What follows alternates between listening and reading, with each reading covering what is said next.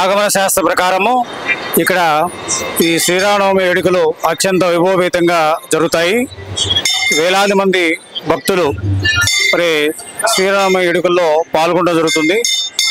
ఇట్లా ఈ ఆలయంలో ధనుర్మాస ఉత్సవాలు అదేవిధంగా శ్రీరామనవమి వేడుకలని భక్తులు అధిక సంఖ్యలో పాల్గొని మరి స్వామివారిని తిలకించడం జరుగుతుంది.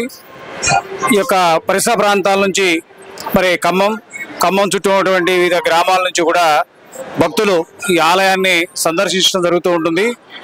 అట్లా ఆగమ శాస్త్రం ప్రకారం ఇక్కడ ప్రతిరోజు కూడా మరి స్వామివారి కరంకర్యాలు నిర్వహించడం జరుగుతుంది.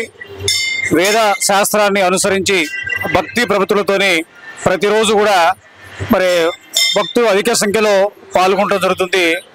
ఈ యొక్క రాముల వారి పైన భక్తులకు అత్యంత విశ్వాసం. ఇక్కడ ఆలయాన్ని సందర్శిస్తే ఒక ఆహ్లాదకరమైనటువంటి వాతావరణం, అదేవిధంగా చక్కటి పర్ణశాల, అదేవిధంగా మరి పక్కనే గోశాల, ఇట్లా రామాయణానికి సంబంధించినటువంటి అనేక అంశాలని ఈ యొక్క చిత్ర రూపంలో ఈ యొక్క దేవస్థానంలో మలచడం జరిగింది.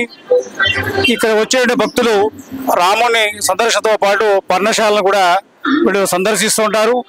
చిన్నపిల్లలకి రామాయణంలో ఉన్నటువంటి వివిధ పాత్రలు, రాముడు, సీత, రావణుడు, లక్ష్మణుడు, భరత, శత్రుఘ్నులు, వాళ్ళ యొక్క మరి ప్రతిమలని ఇక్కడ ప్రతిష్ఠించడం జరిగింది. ఆ రకంగా మేము ఈ యొక్క ఆలయాన్ని మరి సందర్శించడం చాలా సంతోషంగా భావిస్తున్నాము.